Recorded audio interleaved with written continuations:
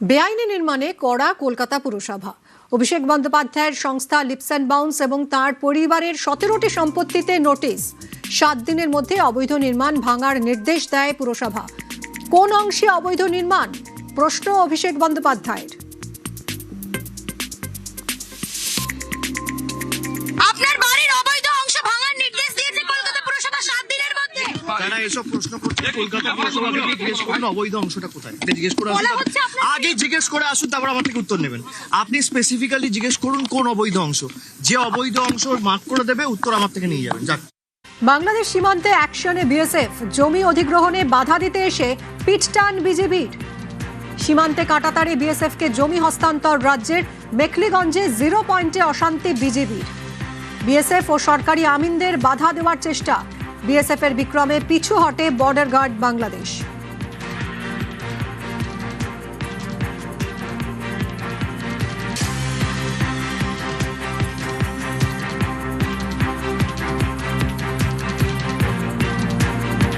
সুদীপ্ত সেনের সারদা গার্ডেন।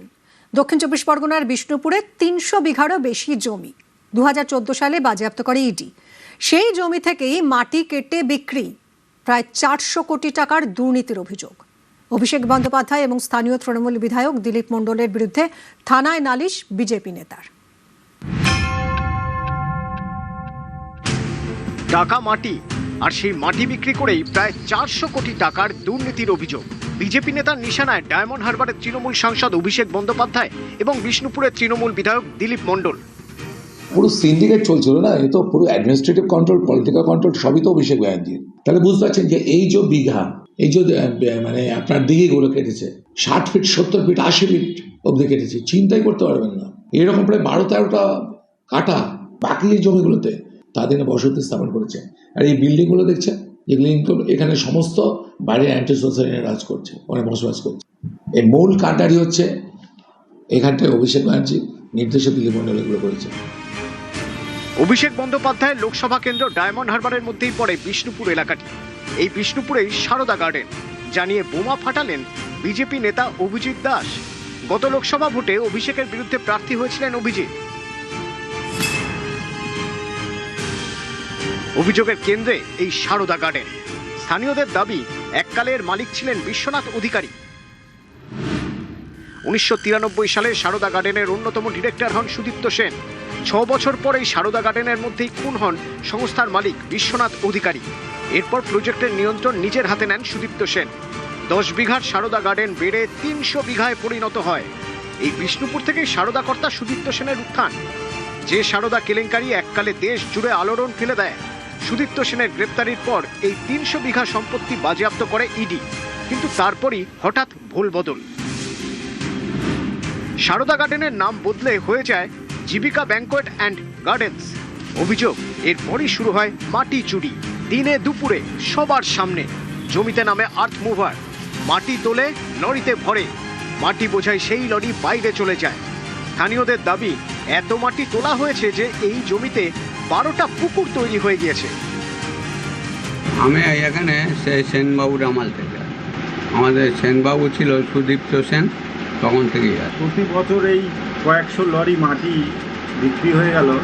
ওটা বাবু আমি জানি না, গেট দেবার হয় ওপারে গেট আছে, ও সব ওই দিকে। আপনি কাউকে জানাননি সোসাইটিকে?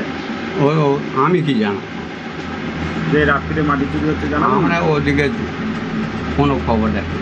এইটা কাটা অনেকদিন আগে হয়েছিল, এবারে ওরা কখন কিরম কাটতো বোঝা যাচ্ছিল না, কিন্তু আমি যখন আসতাম তখন দেখতে পেতাম না।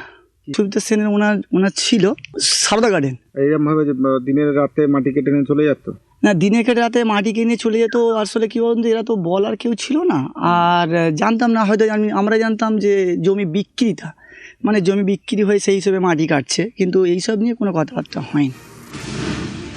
বিজেপি নেতা অভিজিৎ দাসের অভিযোগ, এই মাটি চুরির পিছনে জড়িত স্থানীয় তৃণমূল সাংসদ অভিষেক বন্দ্যোপাধ্যায় এবং স্থানীয় তৃণমূল বিধায়ক দিলীপ মণ্ডল। দুর্নীতির অঙ্ক 400 কোটি টাকার কাছাকাছি। দুজনের বিরুদ্ধে বিষ্ণুপুর থানায় অভিযোগ দায়ের করেছেন বিজেপি নেতা। আমি তো অনেকবার অভিযোগ করেছি, কিছুই করেনি। এডিএমএল আর যিনি রয়েছেন সাদ্দাম কি হোসেন নাকি নাম, ওনাকে আমি নিজের আমার হোয়াটসঅ্যাপে কতবার কমপ্লেন করেছি। তো একটা পুরো সিন্ডিকেট চলছিল না, এ তো পুরো অ্যাডমিনিস্ট্রেটিভ কন্ট্রোল, পলিটিক্যাল কন্ট্রোল সবই তো অভিষেক ব্যানার্জির। তাহলে বুঝতে পারছেন যে এই যে বিঘা, এই যে মানে আপনার দিঘিগুলো কেটেছে 60 ফিট 70 ফিট 80 ফিট অব্দি কেটেছে, চিন্তাই করতে পারবেন না। এরকম প্রায় 12-13টা কাটা বাকি এই জমিগুলোতে তাদের বসতি স্থাপন করেছে। আর এই বিল্ডিংগুলো দেখছেন, যেগুলো এখানে সমস্ত বাইরের অ্যান্টি সোসাইটি রাজ করছে, ওখানে বসবাস করছে। এই মূল কাণ্ডারি হচ্ছে এখানটায় অভিষেক ব্যানার্জি নির্দেশে দিলীপ মণ্ডল এগুলো করেছে। ভোটে তৃণমূলের ভরাডুবির পর থেকে খোঁজ নেই বিষ্ণুপুরের তৃণমূল বিধায়ক দিলীপ মণ্ডলের।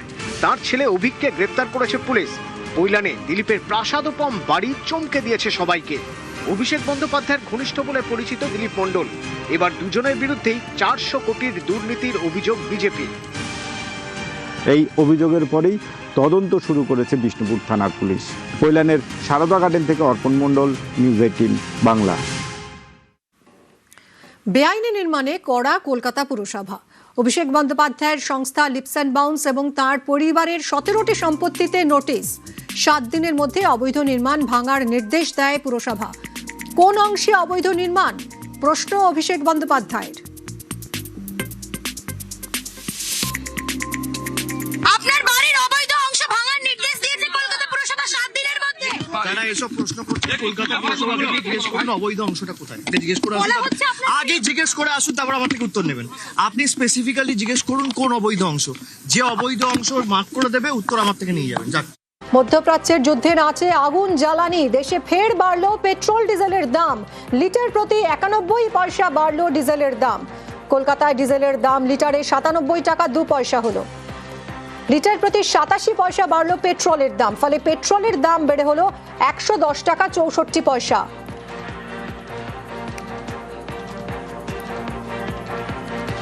ফের বাড়লো পেট্রোল ডিজেলের দাম। কথা বলবো সুদীপ্ত আমাদের প্রতিনিধির সঙ্গে। সুদীপ্ত, 10 দিনে 3 বার বাড়লো পেট্রোল ডিজেলের দাম।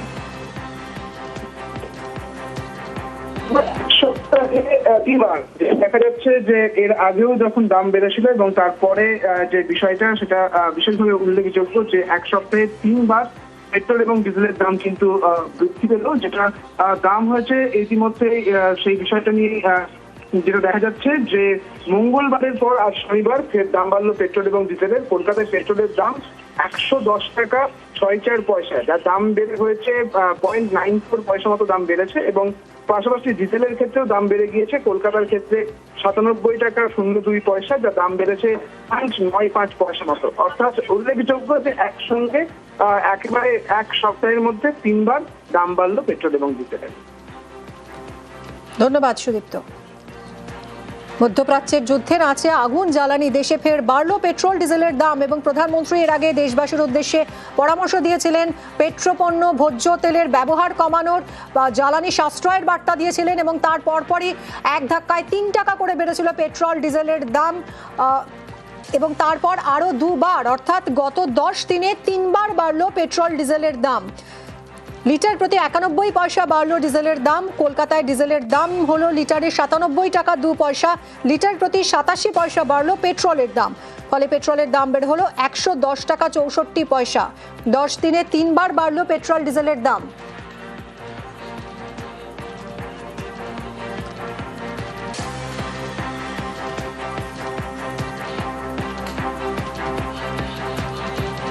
ফের মধ্যবিত্তের পকেটের টান। দেশে ফের বাড়লো পেট্রোল ডিজেলের দাম। লিটার প্রতি 91 পয়সা বাড়লো ডিজেলের দাম এবং পেট্রোলের দাম বাড়লো 87 পয়সা। লিটার প্রতি 87 পয়সা বাড়লো পেট্রোলের দাম। ফলে পেট্রোলের দাম বেড়ে হলো 110 টাকা 64 পয়সা। 10 দিনে এই নিয়ে 3 বার বাড়লো পেট্রোল ডিজেলের দাম।